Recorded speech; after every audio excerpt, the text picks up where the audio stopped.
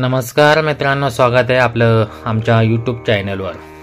आज आपण संत ज्ञानेश्वर महाराजांच्या ज्ञानेश्वर या अमर ग्रंथातील दुसऱ्या अध्यायातील ओवी क्रमांक 13 आणि 14 यांचा अर्थ समजून घेणार आहोत। भगवद्गीतेच्या सांख्य योगावर आधारित या ओवी आपल्याला आत्म्याच्या अमर तत्वाचा आणि जीवनाच्या खऱ्या अर्थाचा सुंदर संदेश देतात।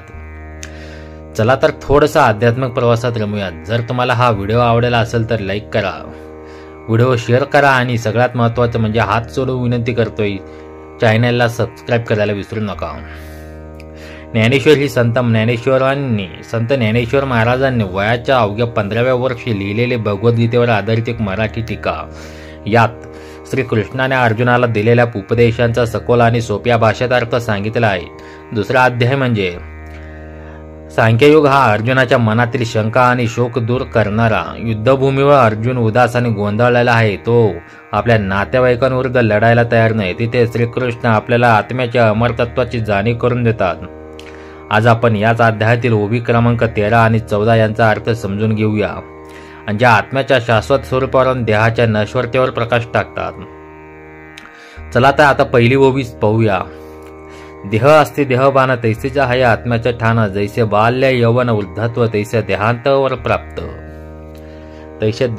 प्राप्तत्व। याचा अर्थ ज्याप्रमाणे आपल्या देहात बालपण यौवन आणि वृद्धावस्था हे बदल होतात, त्याचप्रमाणे आत्मा एका देहातून दुसऱ्या देहात प्रवेश करतो। समजा तुम्ही एक कपडा घातला आणि तो जुना झाला की दुसरा नवीन कपडा घालता, आणि तसंच आत्मा देह बदलतो पण तो कधीच स्वतः बदलत नाही। तो ज्ञानेश्वर माऊली यातूनच आपल्याला सांगतात की देह हा नश्वर आहे, तो बदलतो, नष्ट होतो, पण आत्मा जो अजरामर आहे, अविनाशी आहे, म्हणून मृत्यूला घाबरायचं नाही। ज्याप्रमाणे आपण बालपण सोडून यवनात येतो आणि यवन सोडून वृद्धावस्थेत जातो, तसंच मृत्यू हा फक्त देहाचा अंत आहे, आत्म्याचा नाही। श्रीकृष्ण अर्जुनाला सांगतात की हे अर्जुना, तू युद्धाला घाबरतोस कारण तुला देहाचा मोह आहे, पण आत्म्याचा अमरतत्वावर विश्वास ठेव। आता दुसरी ओवी पाहूया। माता पितरांचे संन्यास तैसे देहांतराचे निवास, नाही आत्म्याचं मरण हेच आहे सत्य कारण। या ओवीत ज्ञानेश्वर माऊली आत्म्याच्या अमरतत्वाचा विचार आणखी पुढे नेतात। ते म्हणतात, ज्याप्रमाणे आत्मा माता पित्यांचा त्याग करून देहात येतो, त्याचप्रमाणे तो एका देहातून दुसऱ्या देहात जातो।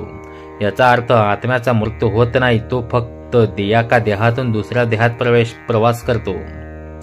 उदाहरण द्यायचं झालं तर जसा आपण एका घरातून दुसऱ्या घरात जातो, तसा आत्मा देह बदलतो, पण आत्मा हा कायम आहे आणि त्याचा ना जन्म आहे ना मरण आहे। श्रीकृष्ण अर्जुनाला सांगतात, तुझ्या शत्रूंचा देह नष्ट होईल पण त्यांचा आत्मा अमर आहे, त्यामुळे शोक करणं सोड आणि तुझं कर्तव्य पार पाड। मित्रांनो, या दोन्ही ओवींमधून ज्ञानेश्वर माऊली आपल्याला एक सुंदर संदेश देतात। आत्मा अमर आहे, देह नश्वर आहे। आपल्याला आयुष्यात येणाऱ्या बदलांना, मृत्यूला किंवा नुकसानीला घाबरायचं नाही, कारण आपला खरा स्वभाव म्हणजे आपला आत्मा आहे, हा कायम आहे। या विचाराने आपण आपलं कर्तव्य निर्भयपणे पार पाडावं, मग ते युद्ध असो, नोकरी असो की आयुष्यातील कोणती जबाबदारी। तर मित्रांनो, आज आपण ज्ञानेश्वरच्या दुसऱ्या अध्यायातील ओवी क्रमांक 13 आणि 14वी ओवी यांचा अर्थ समजून घेतला। तुम्हाला हा व्हिडिओ कसा वाटला कमेंट्समध्ये नक्की सांगा, आणि हो, जर तुम्हाला ज्ञानेश्वरच्या इतर ओवींचा अर्थ जाणून घ्यायचा असेल तर आम्हाला सांगा। लाईक करा, शेअर करा आणि सबस्क्राईब करायला विसरू नका। तेव्हा पुन्हा भेटूया एका नवीन आध्यात्मिक प्रवासात। नमस्कार।